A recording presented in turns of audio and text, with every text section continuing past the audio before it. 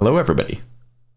The SPL play-ins are over, and I'm here to have a little recap of them, a little chat about what went down, who played well, who played bad, who made it. We will be talking about who made it and the results, so if you don't want spoiled... Oh god, I made a mess of my hair. Nobody look at my hair. I'm on tilt because I just recorded this video, but then I realized that my audio engine crashed, and I didn't record any audio, so that's a bit of a tiller. So you're getting the second version. Maybe the second will be better. Who knows? Going to be chatting about, all the things that went on in the tournament, my thoughts on the tournament format as a whole, my thoughts on each of the teams. So, yeah, if you don't want to be spoiled, make sure and turn the video off. Don't click on it, you silly Billy. Anyway, two teams that made it. Oni, Homies, and Winter Dogs do make it through. That's Nika, Kivo, Fred, Dardes, Neilma, Vote, and now Chuckles on the Oni Homies, and Aquarius, Kermi, Benny Q, Gamma, Wowie, and Sharks on the Winter Dogs. Two Australian coaches make it through. We lost one Australian coach this year, Rowe stepping down, but we still got Biggie in there, and now we got Chuck and Sharks joining them. OCE supremacy when it comes to coaching. I don't know what it is about them. How do they manage it? Why do they still want to do it? I don't know. But that's cool.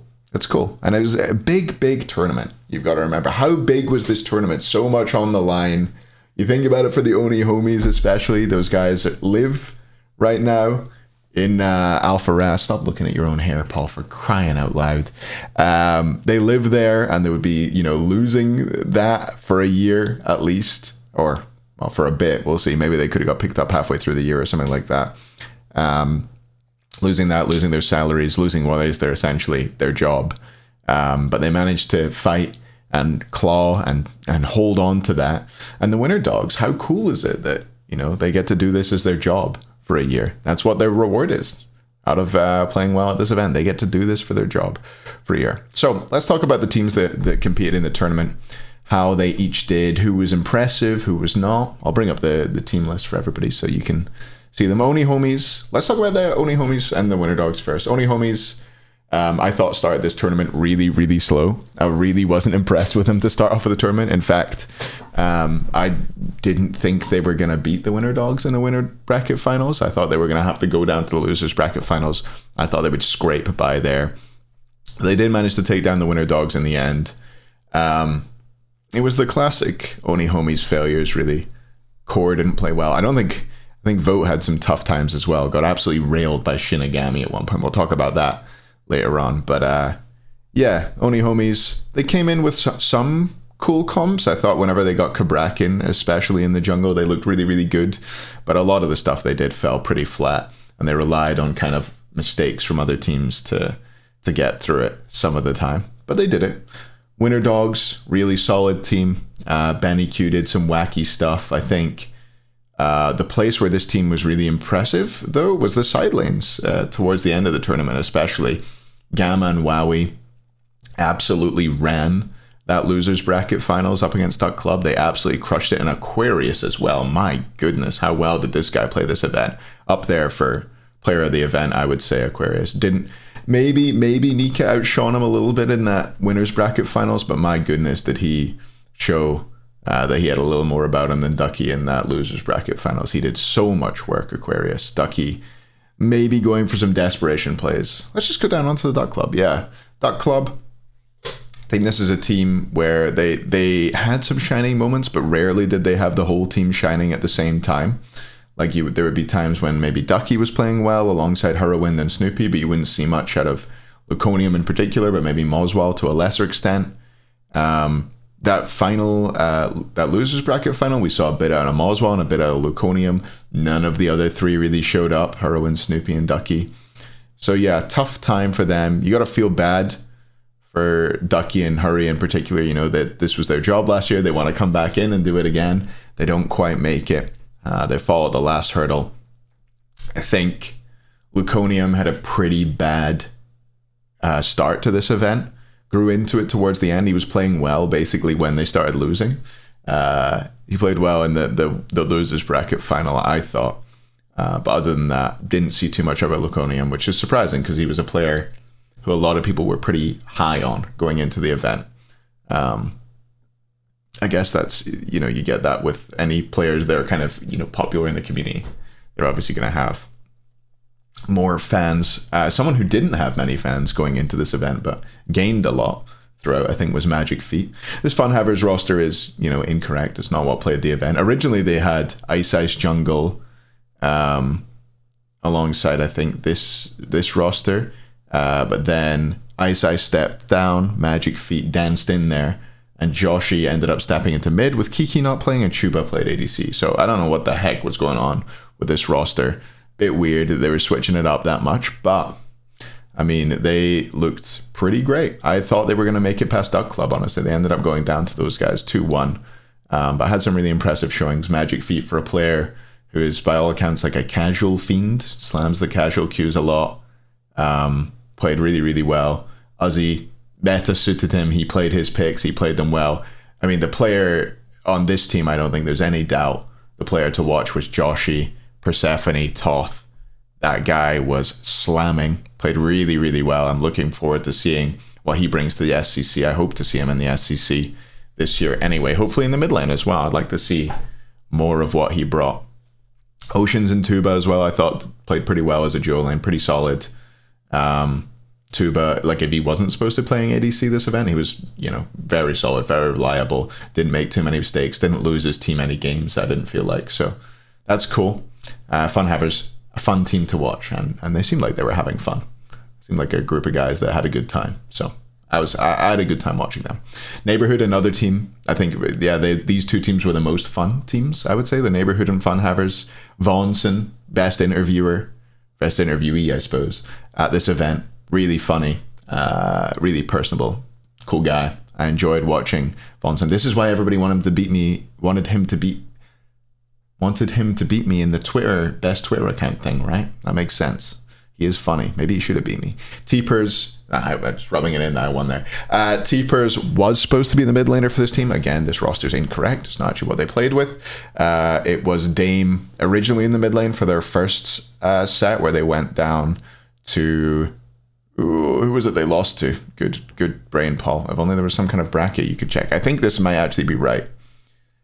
They went down to Funhavers 2-1. Wow. Yeah, because they had that game 2 where Jumpa went absolutely crazy on the NEM and won them that one. But they got kind of stomped in game 1 and 3. They switched it out, put Dame back in the jungle, Jumpa in mid. Jumpa played really well on the Zeus and stuff like that, considering he supposedly hadn't really been playing the game. It wasn't his role.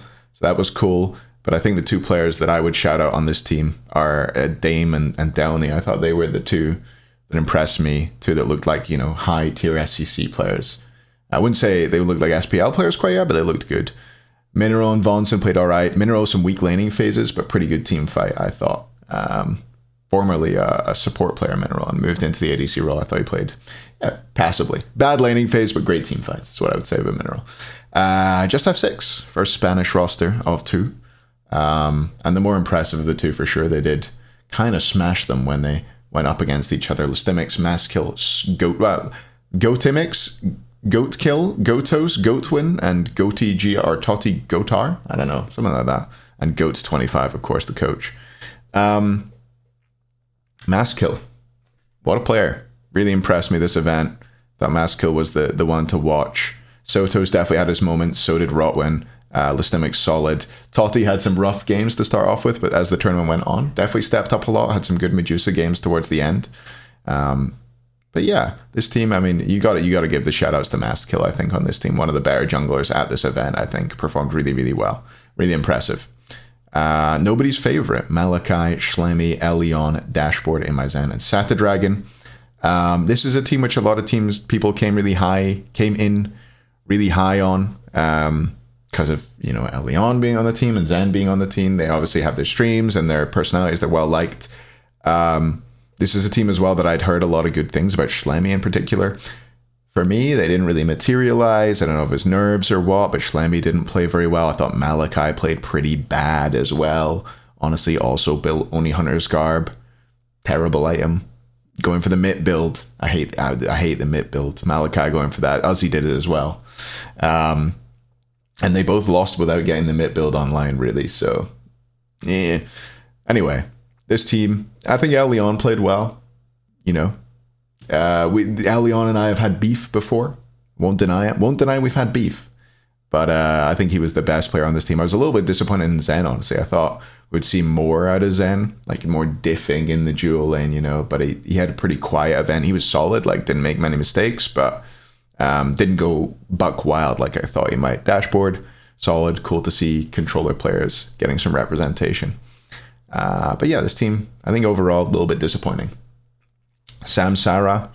Yeah, we're getting to the point now where we didn't see too much of these bottom three teams. Samsara had that one sick play from Shinigami where he got the Hoi bounce and soloed vote. That's about all this team did as far as I remember. Did they beat did they beat Thunderhead maybe? Yeah, they 2-1 Thunderhead and then they got 2-0'd by Oni Homies and I think they got 2-0'd by the Neighborhood as well. Might have been a 2-1 though. But I don't know. Jangaroo in the jungle, cool to see another controller player, played pretty well. Jangaroo is probably the one I would point out for this team for anybody who impressed me. But I think they were a pretty, I don't know. They went out with a bit of a whimper in my eyes. Thunderhead even more so. They didn't really look like competing up against Just F6 in the El Clasico. It came and it went away. Another one that went with a whimper. Thunderhead got kind of crushed by Just F6. But I hope they had a fun time. It's cool to see some EU players wanting to compete and wanting to go. Reverse card, all that drama, and for what? To be honest with you, what was the point? Why? All that drama and they still don't show up. So, yeah. Sounds a bit BM. They just got kind of owned. Thunderhead as well. I don't know. Any players on these teams I want to give a shout out to? I think Vi in mid. I have a feeling, it was Vi and dude, I get so confused. Vi and Valo, I think, were the two that were good on this team. I don't remember seeing much out of the other three. And it might have just been because I thought they were the same player because they're 4 letters that start with a V. Who knows? Maybe I just thought that they were one and the same. I'm like, they're everywhere. And on Thunderhead, Mark. I thought Mark was fairly impressive in the mid lane. Chekio was someone I was very high on going into the event, and I think he played pretty bad. So, that's all good. That's all cool. Talked about the teams. Talked about the results, I suppose. Now we get to the good bits, actually, first of all. Format. Fantastic format, I thought, for this event. I thought it was cool. They got all the players who were supposed to be there, out there. There weren't that many technical issues. People got a bit upset at times in chats about the 10-minute break between games, between sets, rather. They had to do that for setup time. Maybe they could have set that up more efficiently. You know, we've done it before where we had our settings on, like, USB drives, and they just load them in, and it would take, like... It'd be pretty quick for setup, but I don't know. There was, 15-20 minutes between each set, probably, with the post-game interview, and then so it was like 5-minute break, post-game interview, chat for a bit, 10-minute break, pre-game, then picks and bans. So it was, normally 20 minutes plus between the end of a game in one set and the start of the first one and the next. Some people were disappointed about, but overall, I think the format was great. I think having the losers bracket was cool. I think we saw a lot of players that we wouldn't have otherwise seen, like guys like, was I ever going to know anything about Magic Fee if it wasn't for this event? I don't know. Maybe he'll now get a spot in the SEC, new talent. Maybe people will look at maybe people will look at Maskill in a different light now that he's played Mayweather. Maybe this will push Just F6 on to do well in the EU SEC. They didn't have the best time of it in the EU SEC. Maybe it'll do the same for Thunderhead. I don't know. Maybe Samsara will push on in NA. I think there was a lot of cool parts to this event. I thought the double elim was great.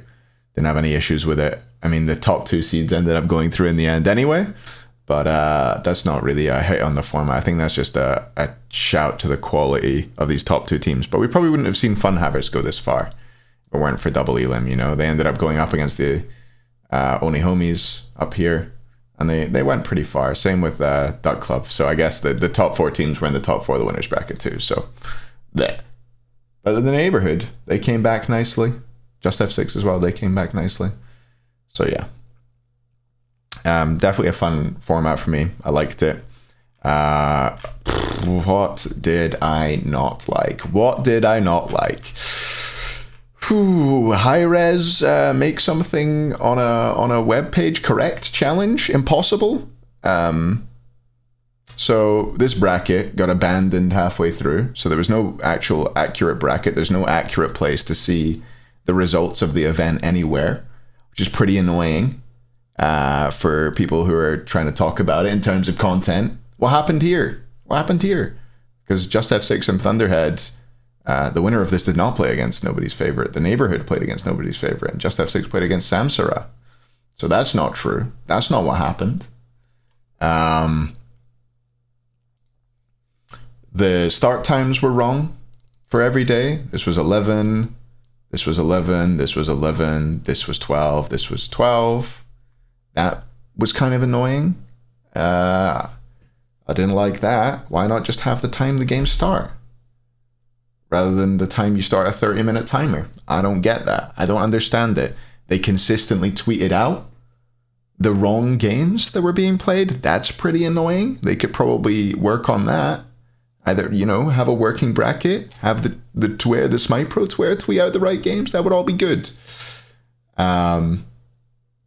Yeah, that's my gripes, I guess. My gripes are all about, not about the tournament format, the teams that were there, how it was run technically. I thought was pretty good. We didn't have that many technical issues, but I felt like the social media and the website, again, big letdowns for me.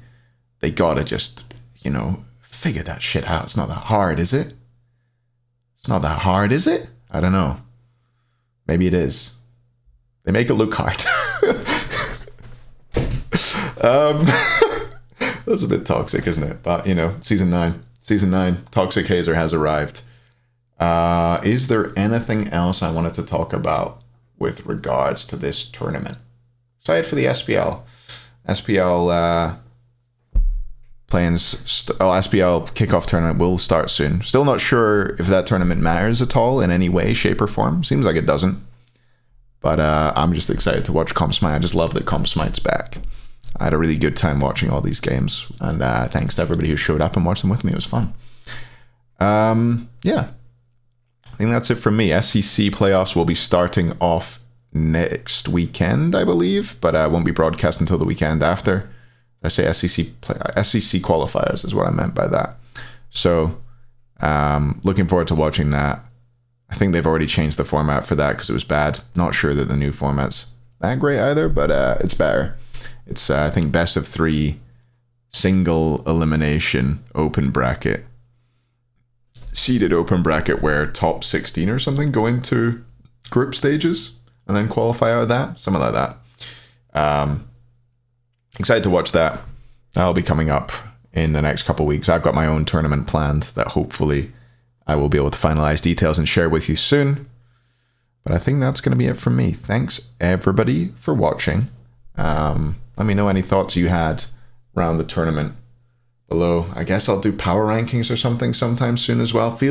I never like doing power rankings without watching all the teams, but people just lap that stuff up, and who am I to, you know, not let you enjoy your own little milk emoji. So yeah, thanks for watching, everybody. I'll be out with some new videos soon, I'm sure. Thanks for watching. See you next time. Bye.